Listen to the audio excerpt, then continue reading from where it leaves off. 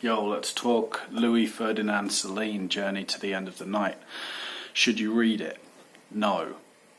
You know, there's a lot of people that say that this is an amazing book. There's a lot of people that have recommended that I read it.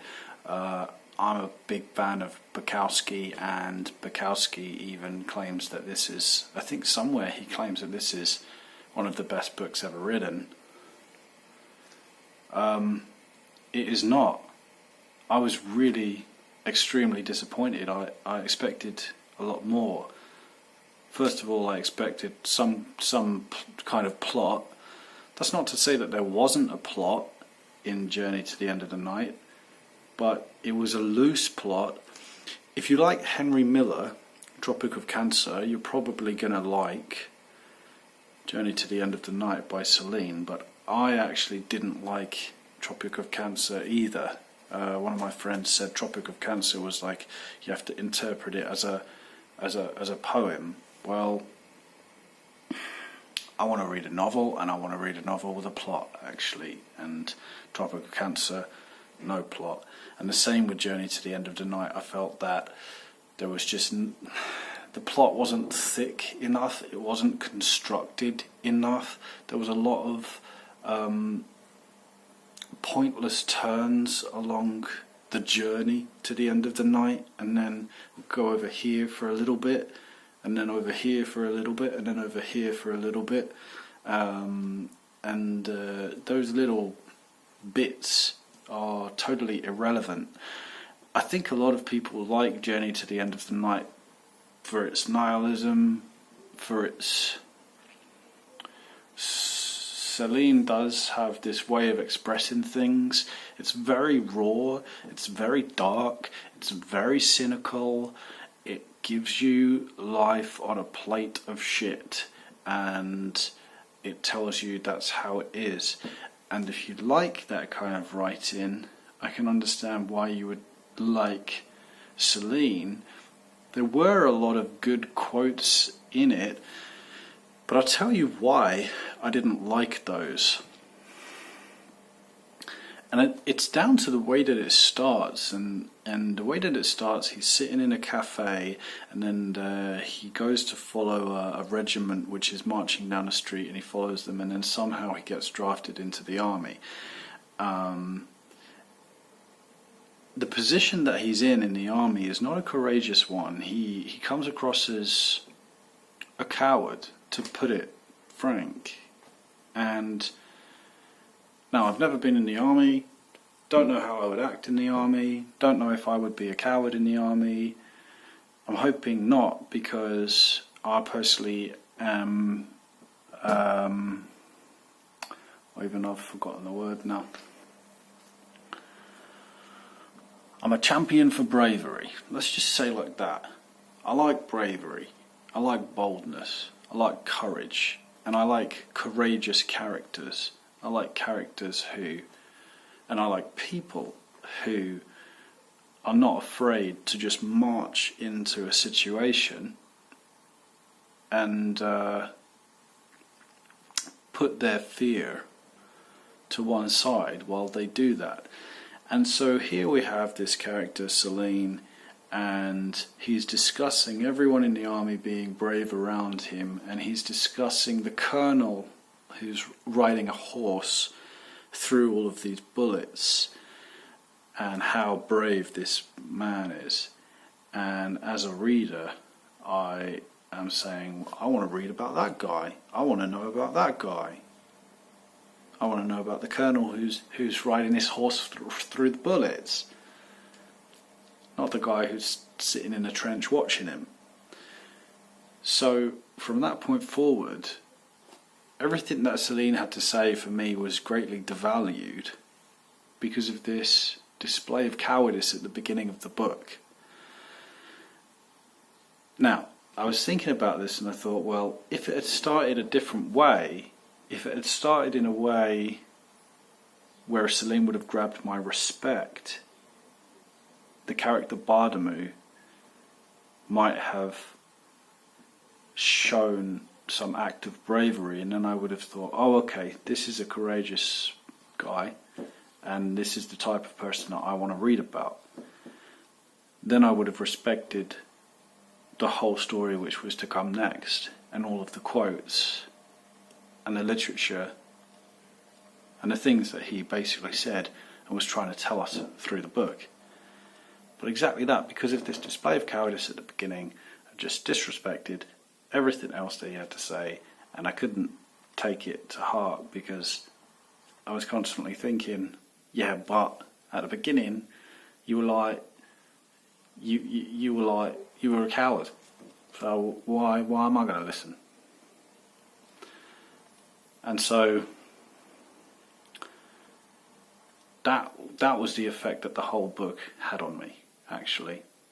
And I feel that I could have taken probably a lot of what he said more seriously, had he been a stronger character in the beginning, because there were some really nice quotes. Like, for example, this one. Sometimes when you think about it years later, you wish you could retrieve the words certain people said and the people themselves, so as to ask them what they were trying to tell you. That's a great line, because that's true, and I've certainly felt that before. And so he's expressed something that resonates with me there, which is great. So I'm not saying that there wasn't fantastic lines in the book. There absolutely was. But the character they were coming from, I just personally didn't like. What else can be said? That's my main point. I think what else can be said is another thing about, like, his sense of humour. I don't think his sense of humour really resonated with me. I didn't laugh once through the book. I watched another reviewer, Better Than Food, say that this book was really funny, and if you read it you were going to laugh. I didn't. I found his sense of humour quite immature. He keeps talking about urinating. He seems to have an obsession with urinating. That's one joke that he's always coming up. Oh, there's like a dog urinating. Or, oh, I could smell the urine from miles away. Or whatever it was. I'm exaggerating a bit, but it's like a recurring theme throughout the book, is the theme of urine. And then just to amp it up, he starts talking about Jesus Christ at one point, and he says, did Jesus Christ go to the toilet in front of everybody? What?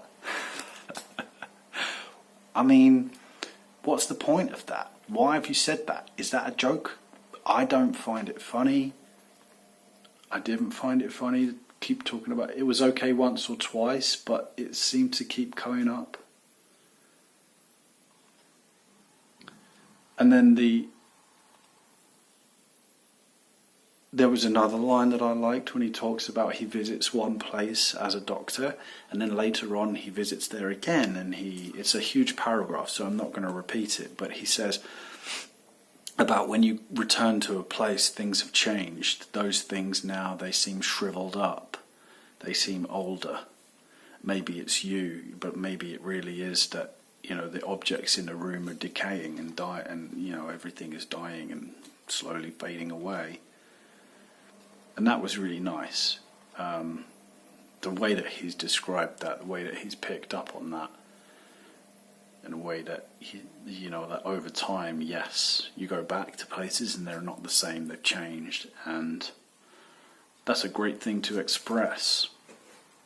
It's true for all humans. It's true for everybody who's living, that when you go back to a place, the things are different. And he expressed it in a very poetic and beautiful way. There's also one point where one character, and I can't remember which character it is now, because, honestly, like I say, there's no plot, there's no characters that come at the beginning and or maybe there is consistently to the way through. It seems like every changing, the girls are coming and going, and even the plot lines are changing, because at the beginning there's a war, and then it's about womanizing, and then at the end, well, I won't spoil the ending for you, but There's no through. It feels to me like there's no through line. It was just this happened, then this happened, then this happened, then this happened, then this happened, then this happened. Am I supposed to be following some through line here? You know, do you have a theme of the book? Do you have a point of the book? Do you have an arc? There's no arc. So anyway, one of the characters though, he's a calm character, but he finally loses his temper at the grandmother of this girl that he's dating. He says, listening to that flapdoodle made me miserable. Flapdoodle is funny. And then the character goes on to say that he insulted the grandmother, he spoke his mind to the grandmother, he told her what he really thought of the grandmother, and that was great, you see. Now, because I like characters like that, and I think that's brilliant. You know, sometimes I get pissed off with people and I wish that I could just go, this is what I truly think of you. And often I don't, because maybe I'm a coward, or maybe that's just my British manners. But that was cool when we saw the character express what he really thought, his outburst onto this grandmother, and I as a reader went, yes, speak the truth, tell her what you think, really. And I was rooting for that character. So that's all I've got to say, really. Do I think you should read it? No, honestly, I don't.